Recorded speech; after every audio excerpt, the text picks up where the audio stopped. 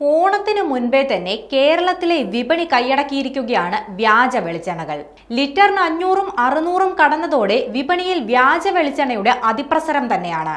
മിക്കവരും വിലക്കുറവ് കാണുമ്പോൾ അത്തരം വെളിച്ചെണ്ണകൾ വാങ്ങാൻ മുന്നോട്ട് വരും. പക്ഷേ വിലക്കുറവിന്റെ പുറകെ പോകുമ്പോൾ ചില പ്രശ്നങ്ങളും നമ്മളോടൊപ്പം ഇങ്ങു പോരും. ആരോഗ്യത്തിന് വളരെയധികം ഹാനികരമാണ് രാസവസ്തുക്കൾ അടങ്ങിയ വ്യാജ വെളിച്ചെണ്ണ.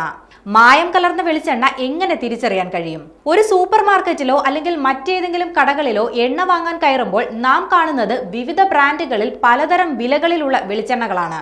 എന്നാൽ അവയിൽ ഏതാണ് നല്ലത്, ഏതാണ് മോശമെന്ന് എങ്ങനെ തിരിച്ചറിയും? അല്പം ക്ഷമയോടെ പരിശോധിച്ചാൽ വ്യാജനെ നമുക്ക് കയ്യോടെ പിടികൂടാം. ഇതിനായി ആദ്യം നമ്മൾ ഒരു കടയിൽ എണ്ണ വാങ്ങാൻ പോകുമ്പോൾ വാങ്ങുന്ന എണ്ണയുടെ ലേബൽ പരിശോധിക്കണം. പ്രിസർവേറ്റീവുകളോ രാസവസ്തുക്കളോ ചേർക്കാത്ത 100% വെളിച്ചെണ്ണ എന്ന് അതിൽ പറഞ്ഞിട്ടുണ്ടോ എന്ന് കൃത്യമായി നോക്കണം.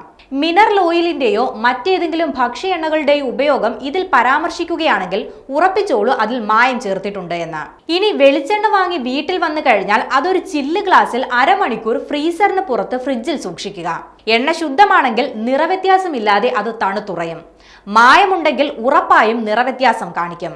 നേരിയ ചുവപ്പ് നിറം കാണിക്കുന്നുണ്ടെങ്കിൽ ആർജിമോൺ ഓയിൽ ചേർത്തിട്ടുണ്ടെന്ന് മനസ്സിലാക്കാം. നിറം ചുവപ്പായാൽ പെട്രോളിയം പോലെയുള്ള മായം ചേർത്തിട്ടുണ്ടെന്ന് സംശയിക്കണം. ഇനി വ്യാജ വെളിച്ചെണ്ണകളുടെ ഉപയോഗം കൊണ്ട് എന്തൊക്കെ ആരോഗ്യ പ്രശ്നങ്ങൾ ഉണ്ടാകുമെന്ന് നോക്കാം. വ്യാജ വെളിച്ചെണ്ണ സ്ഥിരമായി ഉപയോഗിച്ചാൽ മറവി രോഗം, തലവേദന, ഹൃദ്രോഗം, സ്ട്രോക്ക് പോലെയുള്ള ആരോഗ്യ പ്രശ്നങ്ങൾ എന്നിവ ഉണ്ടാകാനുള്ള സാധ്യത കൂടുതലാണെന്ന് ആരോഗ്യ വിദഗ്ധർ പറയുന്നുണ്ട്. ഇത്തിരി ലാഭത്തിനു വേണ്ടി നമ്മൾ വാങ്ങുന്ന വെളിച്ചെണ്ണയിൽ ചിലപ്പോൾ നമ്മുടെ ആരോഗ്യത്തെ തന്നെ കാര്യമായി ബാധിക്കുന്ന വിഷാംശങ്ങൾ ഉണ്ടായിരിക്കാം. ഇനി വെളിച്ചെണ്ണ ഉപേക്ഷിക്കാമെന്ന് വെച്ചാലോ? മലയാളികൾക്ക് അതും കഴിയില്ല. അതുകൊണ്ട് അല്പമൊന്ന് ചിന്തിച്ച് ലാഭം മാത്രം നോക്കാതെ നമ്മുടെ ആരോഗ്യം കൂടി പരിഗണിച്ചുകൊണ്ട് ഈ ഓണത്തിന് വെളിച്ചെണ്ണ വാങ്ങാം.